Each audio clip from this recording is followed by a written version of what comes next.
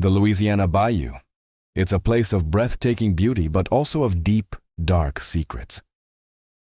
For generations, folks have whispered tales of things that lurk beneath the murky, cypress-stained water, things that sing in the dead of night.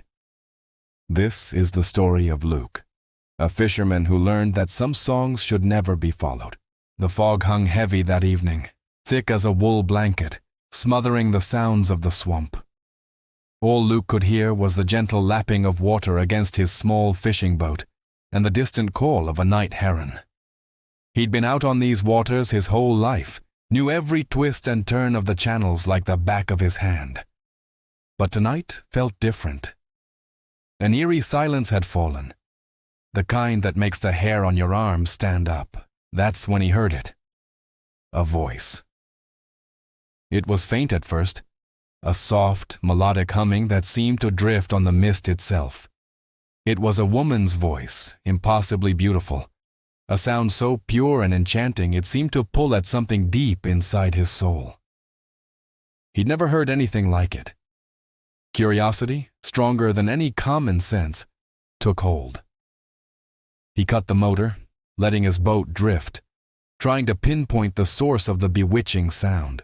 The song grew stronger, clearer, weaving a melody that promised, well, he wasn't sure what it promised, but he knew he had to find it. He grabbed a paddle and began to push his boat silently through the tangled roots of the cypress trees, the glowing eyes of alligators watching him pass from the banks like silent reptilian sentinels. The air grew colder, and the fog swirled around him, creating ghostly shapes in the pale moonlight. The song led him to a small hidden cove he'd never seen before, and there, perched on a moss-covered stump, was a figure. It was hard to make out through the shifting mist, but it glowed with a soft, otherworldly luminescence, like a trapped moonbeam. It was the shape of a woman, her form hazy and indistinct, but the source of the song was undeniable. It poured from her, filling the small clearing with a sound that was both haunting and irresistible. As he drifted closer, his boat bumping gently against a submerged log, the figure turned its head. He couldn't see a face, just a brighter concentration of that strange, ethereal light. A voice, clear as a bell, echoed in his mind, though her form's lips, if she had any, did not move. "You've come," it said. "The water is so warm, so peaceful. Dive in, join the song." Luke was mesmerized, his hand already on the gunwale, ready to heed the call. The water below looked dark and inviting, promising an end to all his worldly troubles. The song was inside his head now, a pulsing rhythm that matched his own heartbeat. Dive in. It felt like the most natural thing in the world. But just as he was about to lean over, a memory flashed through his mind. His wife, Sarah, smiling at him from their porch that morning, telling him to be safe. That single grounding thought was just enough to break the spell. He shook his head, trying to clear the fog from his mind as well as the air. "No," he whispered, his voice hoarse. I can't." The moment he spoke, the beautiful song twisted into a discordant shriek of pure rage. The glowing figure lunged, or perhaps just dissolved, into the water with a violent splash. Suddenly, his small boat began to rock violently, not from the gentle current, but as if something massive was pushing it from below. He scrambled for the pull cord on his motor, his heart hammering against his ribs. Then, the hands came. Pale, wrinkled, and unnervingly strong, they burst from the water, gripping the sides of his boat. More and more of them appeared, clawing at the wood, their long fingers trying to find purchase to pull him over the side. He could hear a cacophony of hissing and gurgling whispers rising from the dark water, a chorus of drowned voices all urging him to join them. With a surge of adrenaline-fueled panic, Luke finally got the motor to roar to life.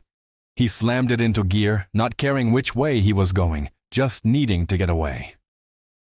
The boat shot forward, tearing one of the hands from its grip.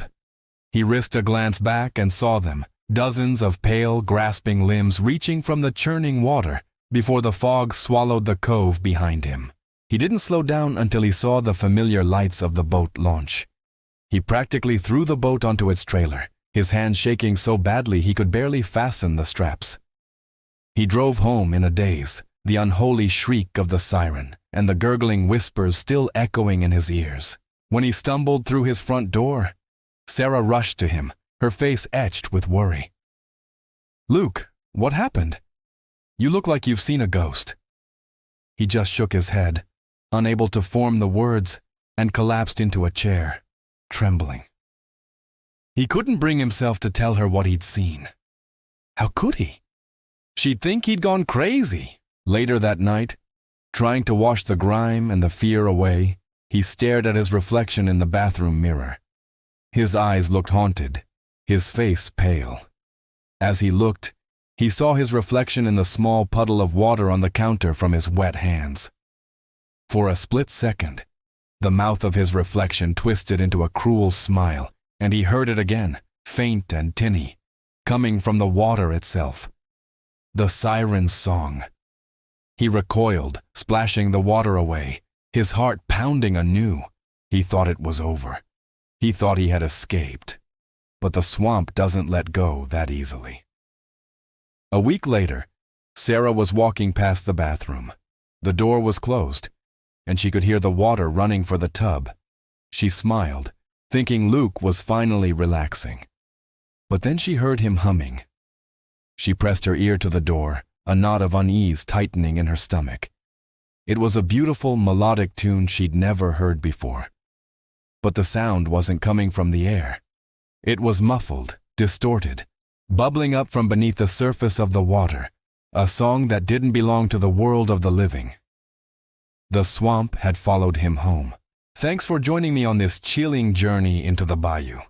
Sometimes the most beautiful things hide the darkest dangers. If you enjoyed this story, don't forget to hit that like button and subscribe for more tales from the shadows. Stay safe out there, and maybe stay out of the fog.